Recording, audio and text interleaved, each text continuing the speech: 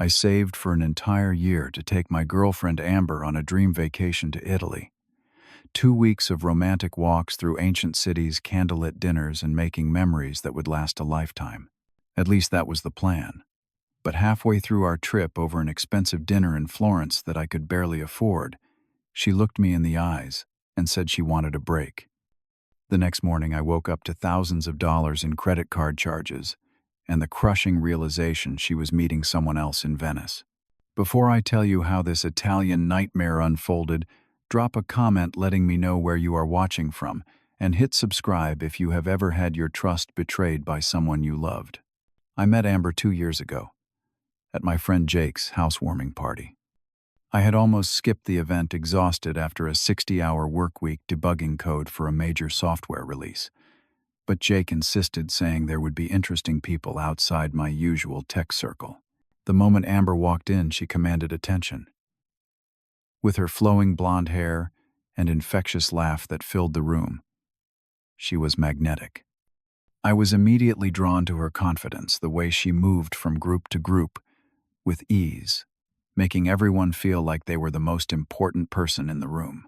When she eventually made her way to me, I nearly spilled my drink from nerves.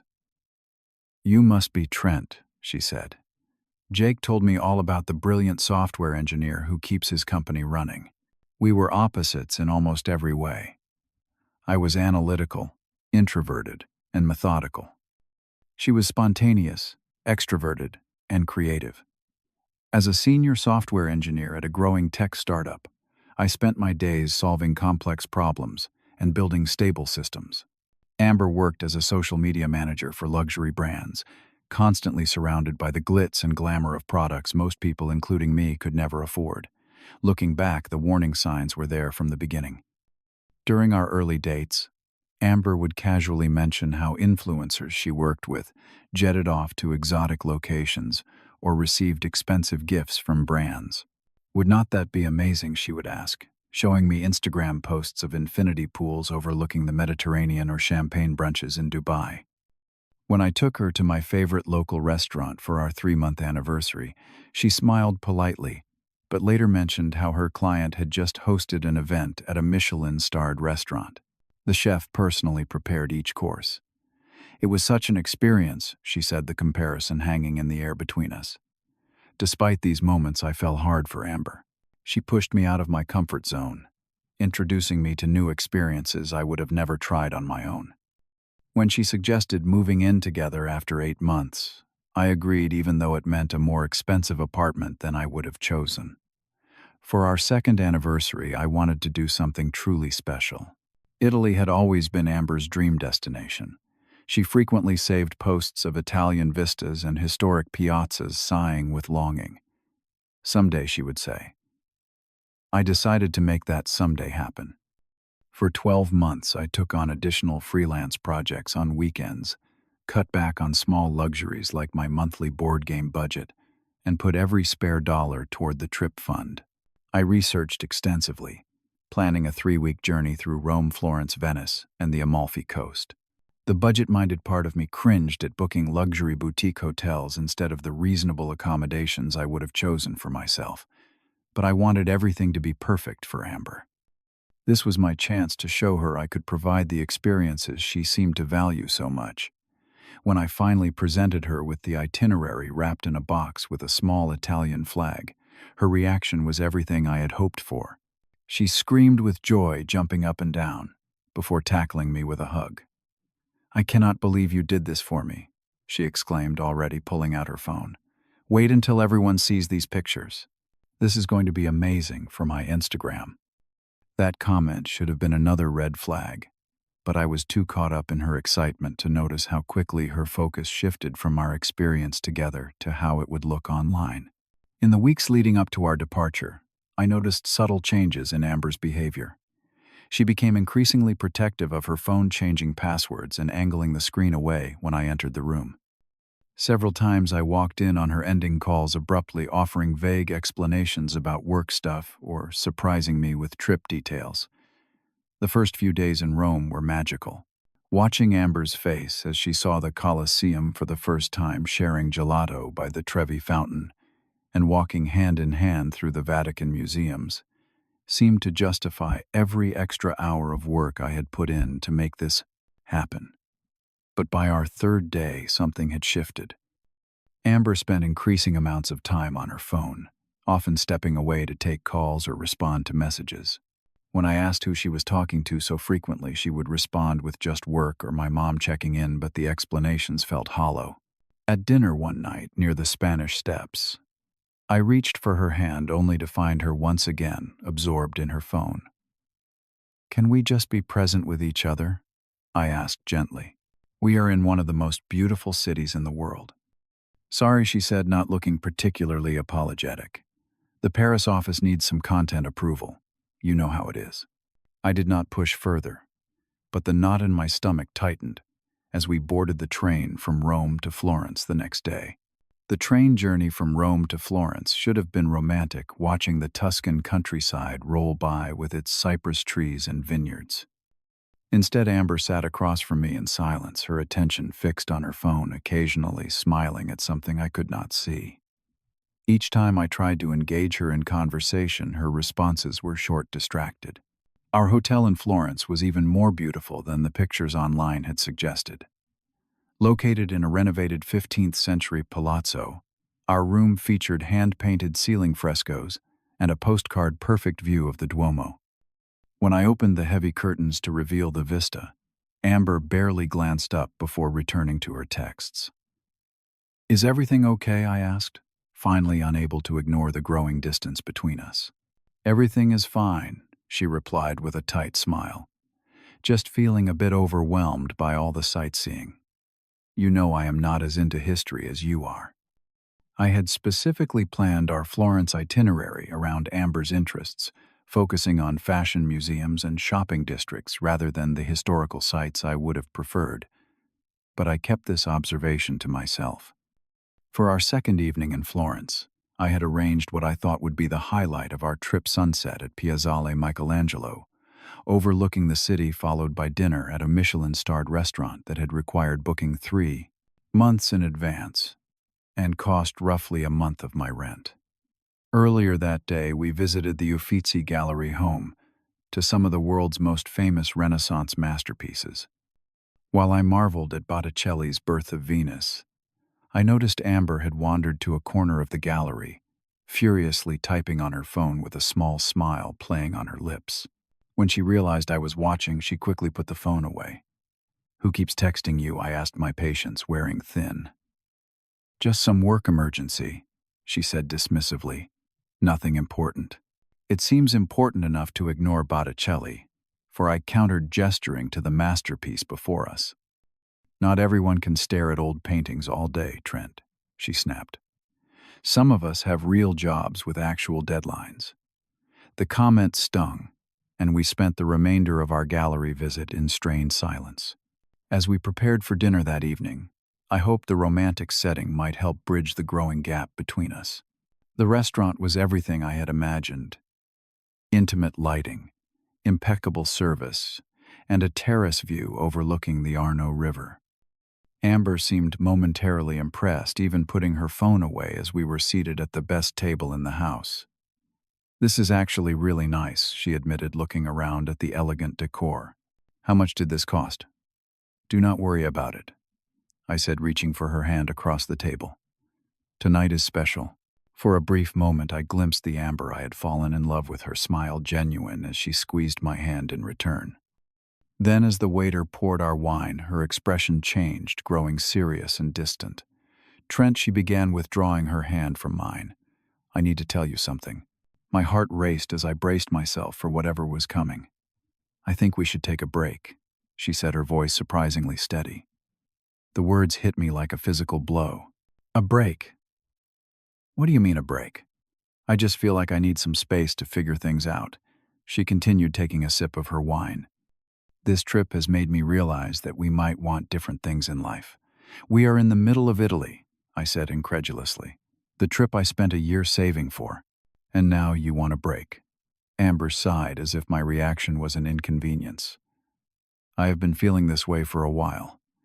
I need to find myself, explore who I am outside of this relationship."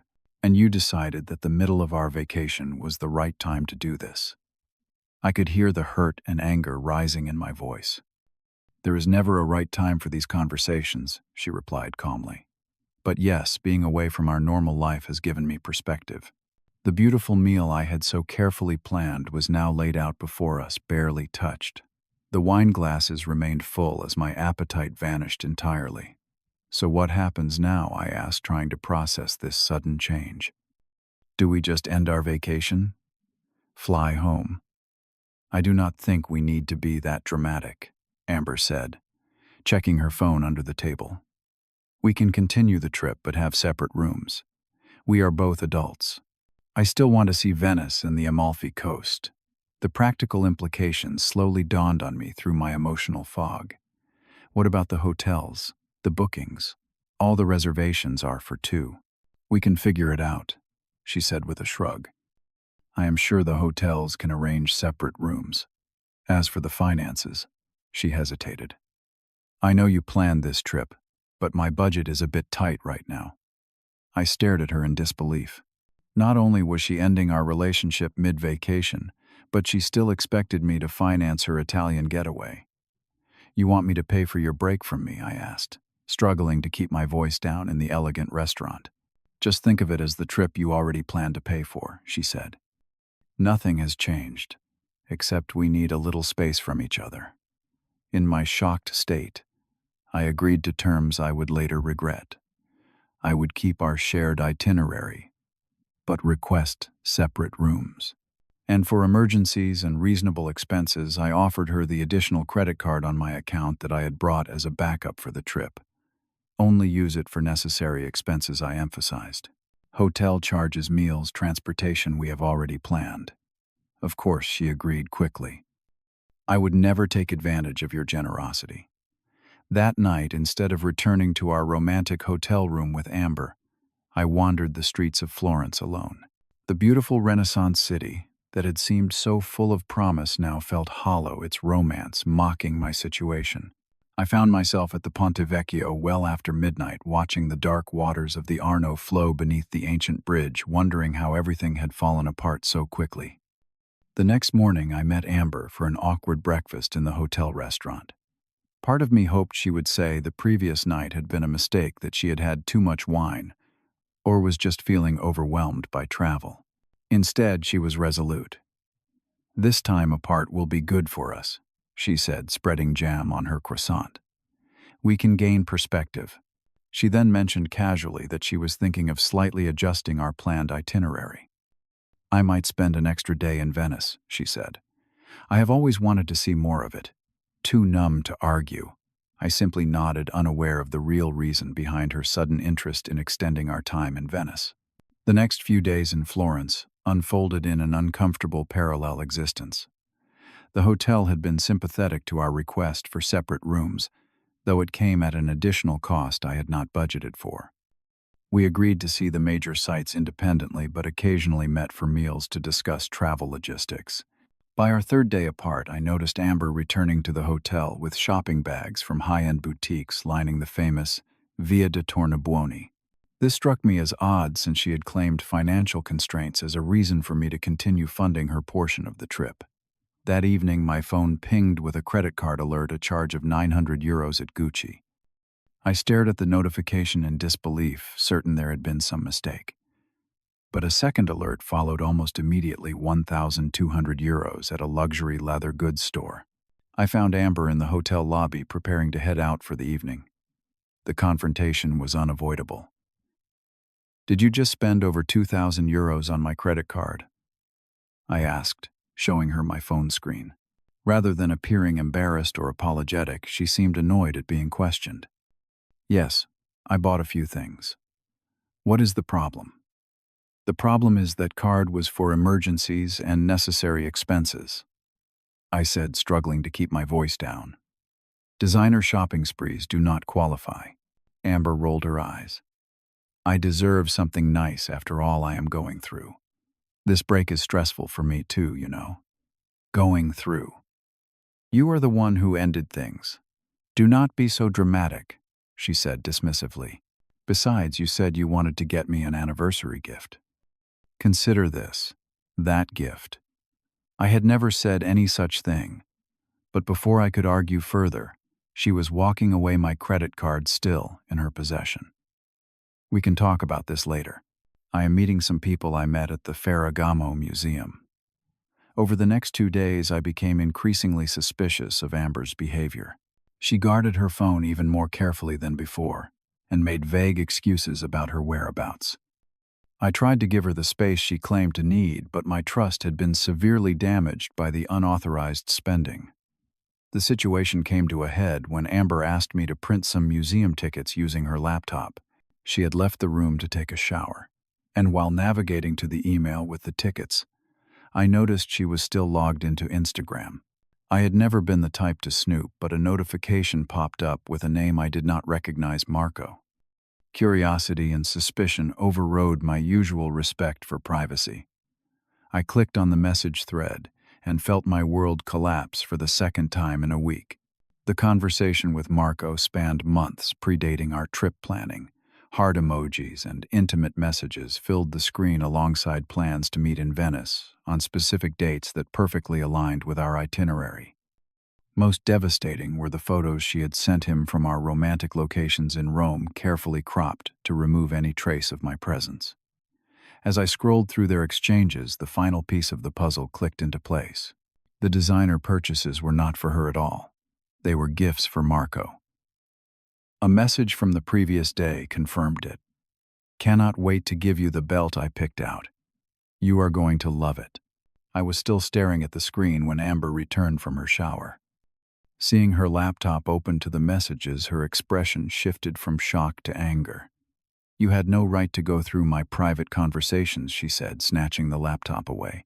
"And you had no right to use my credit card to buy gifts for the guy you have been cheating on me with." I shot back, no longer concerned about keeping my voice down. For a moment, Amber seemed ready to continue denying everything. Then her demeanor changed, her anger cooling into something harder and more calculated. "You were never exciting enough, Trent," she said with cruel frankness. "Always so careful with money, so predictable. Marco is spontaneous, passionate, everything you are not. So this whole trip, this break you suddenly needed, it was all planned so you could meet him in Venice." She did not deny it. "I was going to tell you eventually. This just speeds things up." Before I could respond, she grabbed her purse and room key. "I need some air. We will figure out the travel arrangements later." "My credit card," I demanded, extending my hand. "Give it back now." "I will need it for expenses until we sort things out," she said, backing toward the door. "Do not worry.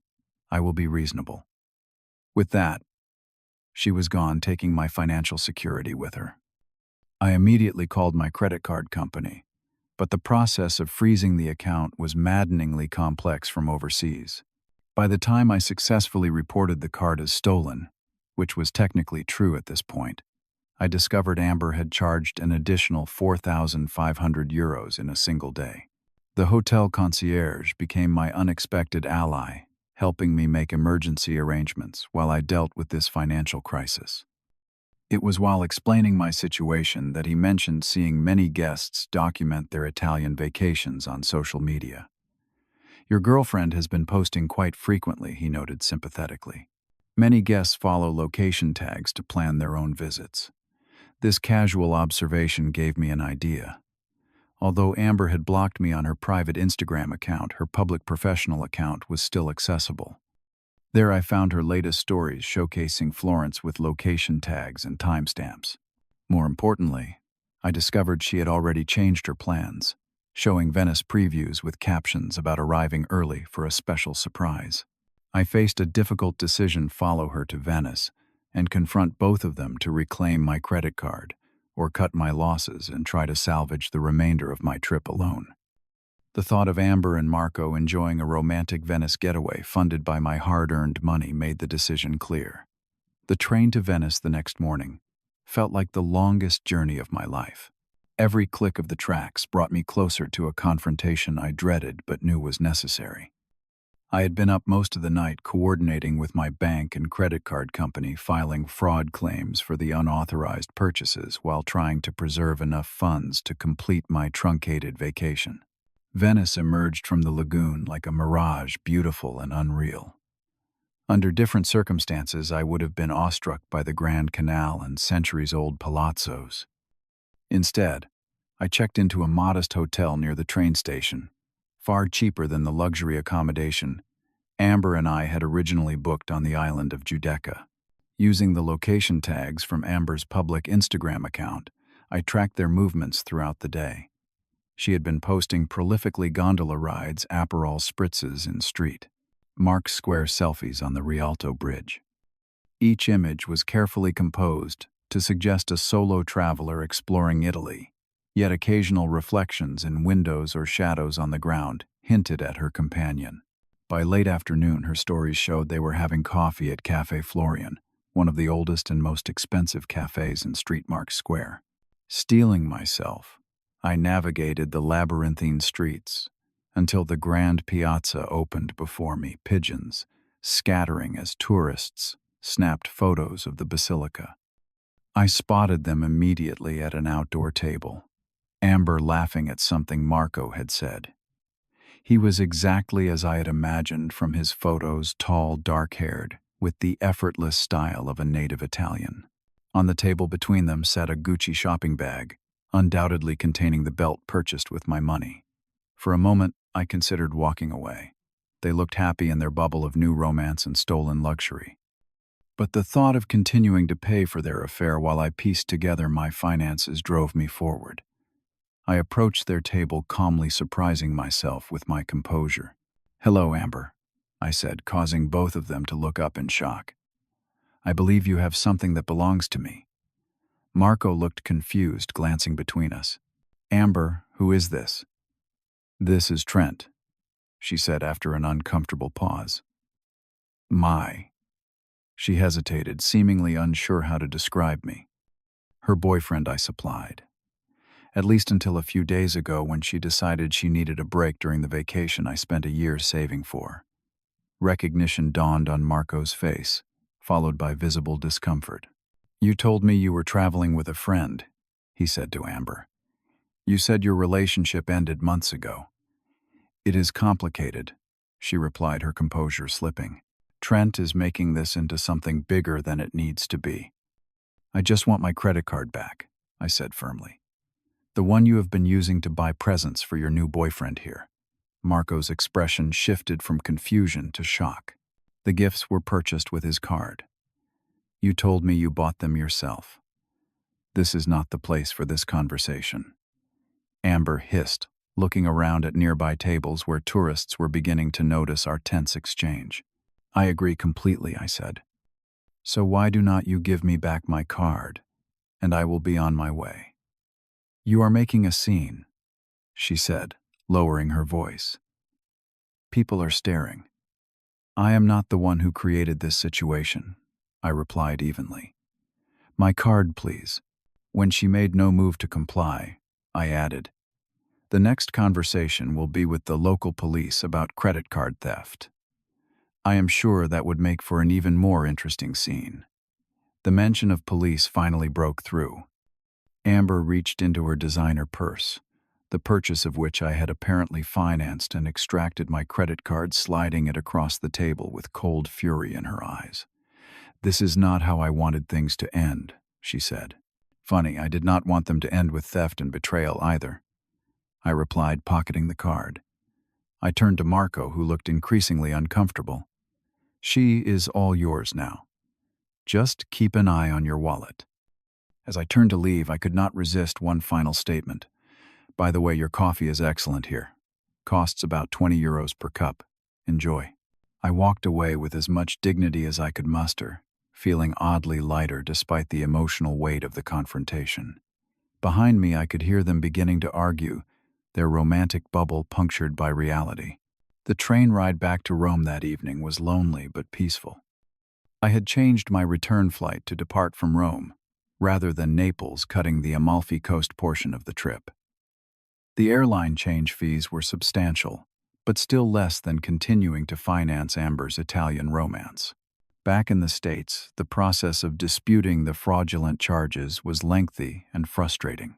My credit card company eventually reversed most of the charges, but not all, citing that I had voluntarily given Amber the card, even with restrictions she had ignored. Returning to my apartment was another painful milestone. Though we had only lived together for a little over a year, Amber's presence lingered in every room. Her clothes still hung in the closet, her makeup cluttered the bathroom counter, and photos of us together sat in frames I now could not bear to look at. I spent a cathartic weekend boxing up her possessions, each item a memory I needed to process before moving forward. When she finally texted asking about collecting her things, I had everything neatly packed and waiting in the hallway. Our exchange was brief and cold, nothing like the warm couple we had once been. The aftermath brought another unexpected challenge. Amber had begun sharing her version of events with our mutual friends, painting me as controlling about money and possessive about the trip. Rather than engaging in public drama, I shared the evidence with only my closest friends, a decision that ultimately preserved my dignity and revealed the truth without descending into pettiness. The financial recovery took months of extra work hours and careful budgeting. The emotional recovery took longer. Trust, I discovered, was far more valuable and much harder to rebuild than savings. 6 months after the disastrous Italy trip, I received an unexpected opportunity. My company needed someone to represent them at a technology conference in Milan. My immediate instinct was to decline the thought of returning to Italy still tainted by painful associations. After careful consideration, I accepted the assignment, but with a personal addition. I would extend the trip by a week, revisiting Florence and Venice on my own terms, creating new memories to replace the painful ones. This time, Italy was different. Without the pressure of trying to create perfect Instagram moments or spending beyond my means to impress someone else, I discovered the authentic joy of travel. I sat in small family-run trattorias instead of Michelin-starred restaurants. I sketched the Duomo from a quiet corner rather than merely photographing it. I found a Venice beyond the tourist attractions, in quiet canals where locals lived their daily lives. At the technology conference, I met Sofia, an Italian-American software developer whose company was collaborating with mine. Our conversation flowed naturally, focused on shared professional interests rather than creating impressions. When she suggested showing me her favorite authentic Milanese restaurant, where they do not even have an Instagram account, I found myself laughing genuinely for what felt like the first time in months. Sophia and I stayed in touch after I returned home, our connection based on authentic shared interests and transparent communication. When she mentioned visiting the States for another conference, I offered to show her around my city. Our relationship developed slowly, built on a foundation of honesty about our past experiences and expectations. The contrast between Sophia's genuine character and Amber's performative personality could not have been clearer. Looking back now, I realize that painful Italian journey taught me invaluable lessons. The importance of establishing clear financial boundaries, trusting my instincts about relationship red flags, and never compromising my core values to please someone else. What began as a devastating betrayal ultimately led to personal growth I might never have achieved otherwise. Have you ever experienced financial betrayal in a relationship? Share your story in the comments below. If this resonated with you, please hit like and subscribe to support the channel. And if you know someone dealing with similar relationship struggles, share this video. Sometimes the hardest wake-up calls lead to our greatest transformations. Thank you for joining me on this journey from heartbreak to healing.